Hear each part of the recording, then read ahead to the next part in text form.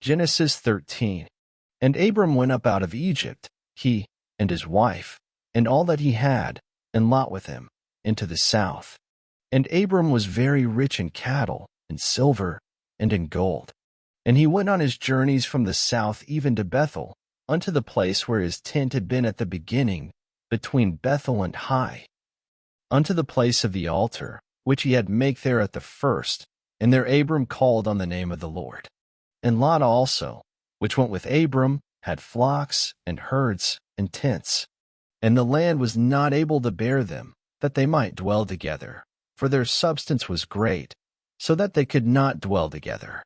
And there was a strife between the herdmen of Abram's cattle and the herdmen of Lot's cattle, and the Canaanite and the Perizzite dwelled then in the land.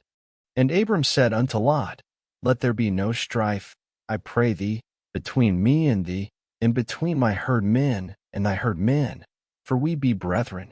Is not the whole land before thee? Separate thyself, I pray thee, from me. If thou wilt take the left hand, then I will go to the right, or if thou depart to the right hand, then I will go to the left.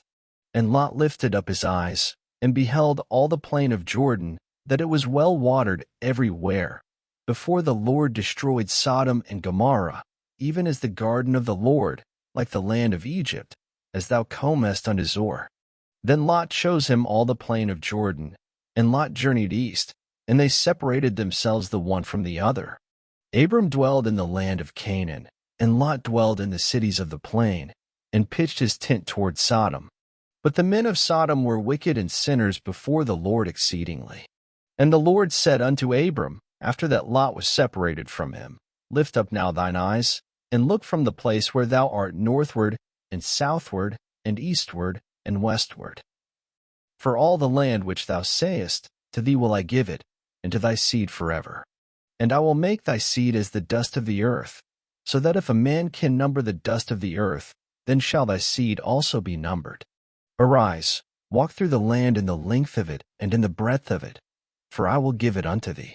Then Abram removed his tent, and came and dwelt in the plain of Mamre, which is in Hebron, and built there an altar unto the Lord.